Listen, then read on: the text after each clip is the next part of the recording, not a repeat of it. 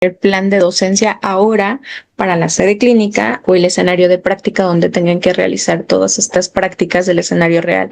El primer componente de este apartado tendría que ser una justificación en el que se explique cómo esta práctica se va a vincular con la teoría que aprendan en otras unidades de aprendizaje o quizás en la misma práctica simulada que viene como un antecedente de esta práctica que se realizará en el escenario real. Entonces, aquí tendríamos que explicar cuáles son las competencias que se van a adquirir para esta práctica en contexto. Y el siguiente punto es definir, este sí es un elemento clave del plan de docencia para definir a los participantes.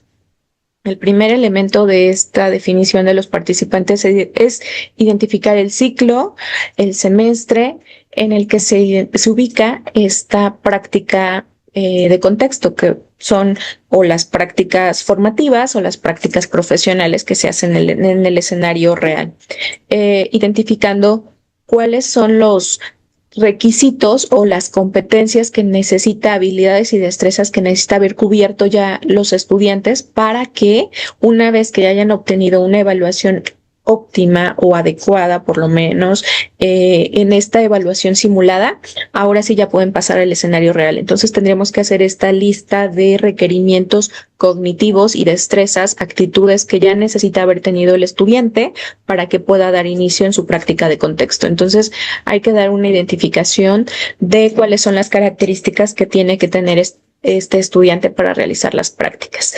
¿Con qué objetivo? Pues para cuidar la seguridad del paciente, del usuario o bien del proceso. Además de esta descripción de participantes, la otra figura importante es la persona coordinadora o responsable de la sede de la sede clínica o el escenario de práctica. ¿A quién nos referimos?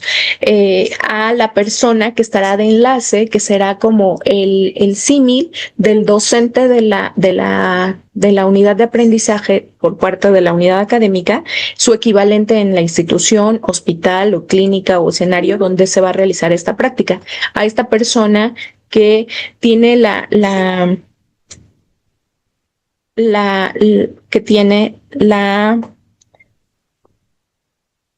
perdón, es que se me fue el internet. ¿Sí me estoy escuchando? ¿Me pasme un poquito? Sí, sí, te escuchaste bien, adelante. Gracias. Entonces, este coordinador o responsable de la sede clínica tendría que ser esta persona que nos permite aperturar el espacio para hacerlo en su institución u hospital. Entonces, esa es su principal función de este segundo participante. El tercer participante es el docente que tiene como tal la responsabilidad de asesorar la práctica en contexto que estará realizando el estudiante. Entonces, es el docente tal cual de la unidad de aprendizaje que firmará el acta SATSE, pero sobre todo su función en este programa operativo de práctica en contexto será la asesoría, brindar el acompañamiento durante todas las prácticas que realice el estudiante en el escenario real. Entonces, esa es la tercera figura. Y la cuarta tiene que ver con otra persona que será la supervisora de las prácticas en contexto. Esta persona será designada por la unidad académica y ya trabaja porque es quien está realizando las gestiones para la apertura y aceptación de los estudiantes en esta sede clínica o escenario. Entonces, quizás, por eso es más fácil identificar así porque es quien realiza estas gestiones. ¿Cuál será la responsabilidad de esta persona supervisora de prácticas? Tendrán que ir revisando todas las actividades que se van realizando desde antes, hacer el enlace con la institución del escenario, hacer el enlace, saber que ya van a realizar las prácticas. Una vez que ya llega el docente con el grupo de estudiantes a realizar las prácticas, tendrá que establecer comunicación directa y estar al pendiente. Por eso es una persona supervisora, porque va a estar revisando que todas las actividades de prácticas en el contexto real se realicen adecuadamente. Y además de que se cumplan con los contenidos temáticos planteados, esta persona tiene esta responsabilidad al hacer la supervisión tiene que ir revisando que se vayan cumpliendo los contenidos y al final, en el último punto, también tendrá que estar participando junto con el personal docente y la persona coordinadora o responsable de la sede clínica o escenario de práctica, tendrán que hacer la evaluación final.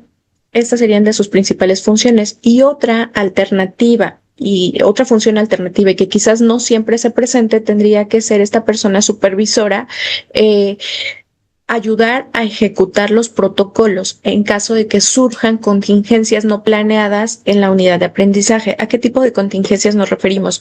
Una, como la que ya se presentó en la pandemia, otra, como estas situaciones, como la que pasó el 24 de febrero en el estado, que se suspendieron actividades, incluidas, por ejemplo, estas prácticas en los escenarios reales. Entonces, esta persona supervisora, como es el enlace entre la unidad académica y la institución del escenario de práctica, es quien va a estar haciendo todas estas gestiones. Y otra situación en la que también puede realizar una función muy importante y que es posible que no se presente siempre, es en caso de existir una situación de acoso u hostigamiento, porque eso también lo tendríamos que decir, como ya lo había planteado, lo había manejado Maffer anteriormente, estará en nuestro marco jurídico, pero quien lo va a ejecutar será esta persona supervisora de la práctica en contexto. Entonces, hasta aquí con esta parte y a continuación, mi compañera, no es cierto, sigo yo. Yo quiero ceder la palabra, perdón. Entonces, justamente en esta parte de la ejecución del marco jurídico y normativo, este es un apartado muy amplio, robusto en el programa operativo de práctica en contexto, en el sentido de que tendremos que mencionar todas las normas, leyes y todas las normas jurídicas, lineamientos que apliquen ya sea a nivel internacional, nacional o bien estas normas estandarizadas como por ejemplo la norma 012 que es aplicable para investigación o la 004 que es del expediente clínico tendrían que estar descritas más, o sea, estos son ejemplos, tendrían que estar específicamente para su disciplina enlistadas aquí en marco jurídico. Otro elemento importante que tendríamos que detallar en este apartado son los convenios, tanto los convenios generales, pero también los convenios específicos que se realicen para que los estudiantes puedan acudir a este escenario de práctica. Como parte de los convenios, se hace, que es el siguiente punto, es un oficio de aceptación. Una vez que ya tengamos a los estudiantes listos para preparar hacer realizar sus prácticas en el escenario, la institución o la clínica tendría que darnos un oficio de aceptación en el que nos explica, en el que se da de manera explícita cuál es la autorización del número específico de estudiantes aceptados para tal periodo. Incluso hay oficios que ya vienen con horarios establecidos. Entonces, esto también tendría que ser, ahorita que lo vamos a trabajar en proyección, quizás con el oficio de solicitud del espacio, con eso podríamos tenerlo. Y conforme vaya pasando el tiempo, esta carpeta tiene que ser algo vivo, porque ahorita para la primera evidencia de la solicitud de la OTA favorable, con el oficio de solicitud de la apertura del espacio estará bien, pero tendríamos que mantenerlo constantemente actualizado y una vez que ya se vaya operativizando esta parte, ir agregando los oficios de aceptación y tenerlos. Entonces, además de estos oficios que son los marcos para que se puedan realizar las prácticas, es importante diseñar un protocolo muy sencillo con lineamientos generales de lo que ustedes conocen de las disciplinas que se podrían tener en caso de presentarse alguna contingencia. Dadas las condiciones que tenemos, pueden presentarse contingencias ambientales, de salud, de violencia en el Estado, cualquier tipo de contingencia específica. Muy sencillo una ruta crítica de qué es hacer en caso de accidentes o en situaciones de riesgo en el entorno en la práctica de contexto. Ese sería en cuanto al protocolo de contingencias. El otro es un protocolo para la prevención y atención del hostigamiento y acoso. Aquí es importante empezar a materializar lo que ya en otras reuniones les habíamos comentado acerca de esta política que está impulsando la CIFRUS para prevenir el hostigamiento en los escenarios clínicos o escenarios de prácticas en contexto. Entonces, aquí definir que es describirlo, cuál sería una situación de acoso o hostigamiento, y además detallar cuáles serían las rutas de atención y denuncia en caso de que sea el estudiante o el mismo profesor docente responsable de la asesoría, qué tendría que hacer, con quién se tendría que comunicar, en dónde estarían las figuras, estas figuras que les comentamos en la diapositiva anterior, pero además las otras como las institucionales. Por ejemplo, a dónde tendría que acudir el estudiante o la estudiante en caso de que tú se presentara esta situación de acoso, y quién le daría el seguimiento. Tendría que acudir si se presenta en el escenario de práctica en contexto, entonces se acude con también, además de acudir en la misma institución, donde acude a la unidad académica, quién le da el seguimiento, y establecer en este protocolo en qué momento se hace un vínculo con las áreas institucionales como la UNIC o la Procuraduría de los Derechos Académicos, porque aun cuando estén en otro escenario siguen siendo nuestros estudiantes y estas instancias tienen la obligación de salvaguardarlos. Entonces, bueno, docentes y estudiantes también. Así como establecer, esto es muy importante, un reglamento específico para el servicio social, para todos los programas de salud y las áreas afines.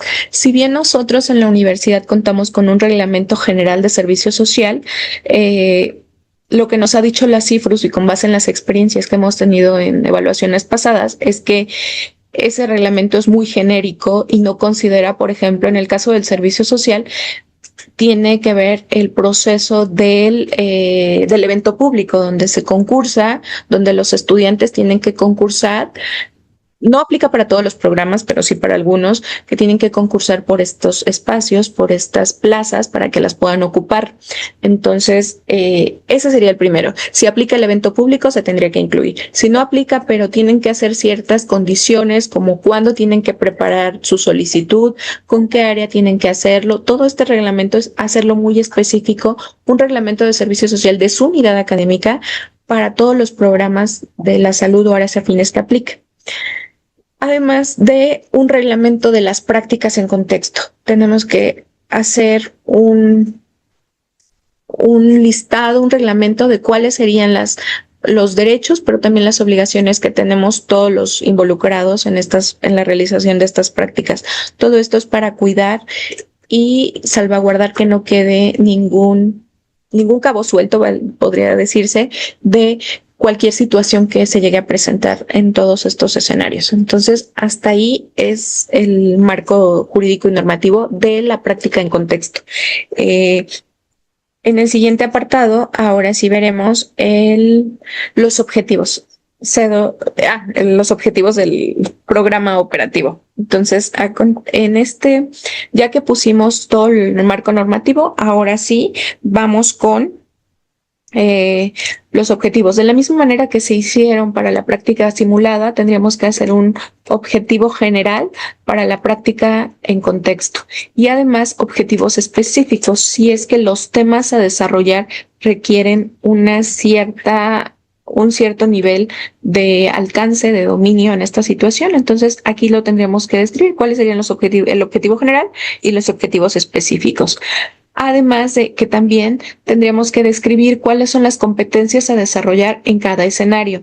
Habrá algunos escenarios que sean de tipo preventivo, que sean, por ejemplo, por el nivel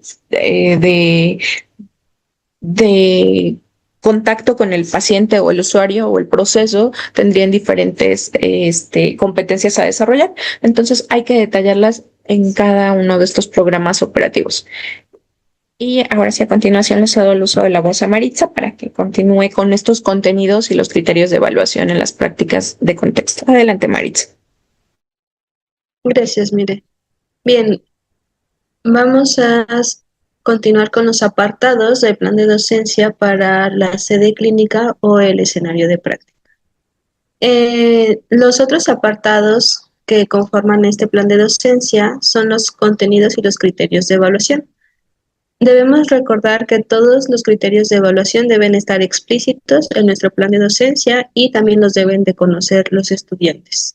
Debemos agregar en este plan de docencia la descripción de los bloques temáticos que se abordarán durante la práctica y Las sugerencias que nosotros incluimos aquí para los criterios de evaluación es la asistencia y la puntualidad, que los estudiantes manejen un diario de experiencias clínicas o de la práctica en contexto, que lleven un portafolio de evidencias, y aquí pues hay un abanico de sugerencias como rúbricas, listas de cotejo, escalas de observación o de valoración, y aquí el docente responsable de la práctica puede elegir cuál utilizar, de acuerdo tanto de la práctica como de la elección del docente. También lo que sugerimos que se consideren estos criterios de evaluación es la actitud y la presentación personal del recurso humano en formación. El otro apartado que forma parte del plan de docencia es el plan de rotación. Este es considerado un cronograma de actividades en donde se deberá establecer el calendario, los horarios, los servicios en donde el estudiante o el recurso humano en formación va a rotar. Para el área de veterinaria y zootecnia podríamos pensar, no sé, que el estudiante pueda rotar en un escenario en donde tenga atención a pequeñas y grandes especies, donde haya un quirófano tal vez, donde haya un laboratorio. Entonces, todo eso en los espacios o la vaya a pasar el estudiante para realizar su práctica en contexto, deberán estar explícitas en este plan de rotación. Y también se deberán especificar los turnos, las horas totales del semestre, considerar los días festivos y todos los días de práctica de acuerdo al ciclo. En este caso sería el semestre. Y para el apartado de la asesoría de la práctica en contexto, es aquí donde vienen las funciones del docente que está a cargo de la práctica en contexto, el docente que está adscrito a la unidad académica, y él deberá tener una explicación en donde se refuercen las competencias que va a requerir el estudiante o el recurso humano en formación para cumplir con los objetivos planteados. Una de las técnicas que se sugieren es la técnica espejo de demostración y de evolución, donde se refuerce el conocimiento o la experiencia que haya tenido el estudiante durante la práctica con una demostración y una devolución de este aprendizaje ante el docente. Y también el plan de docencia deberá tener todos en explícito los derechos y las obligaciones en la sede clínica o el escenario de práctica. En este apartado se deben considerar a los docentes, a los estudiantes o recursos humanos en formación, pero así también a la persona encargada de la enseñanza que esté adscrita a la sede clínica o el escenario de práctica.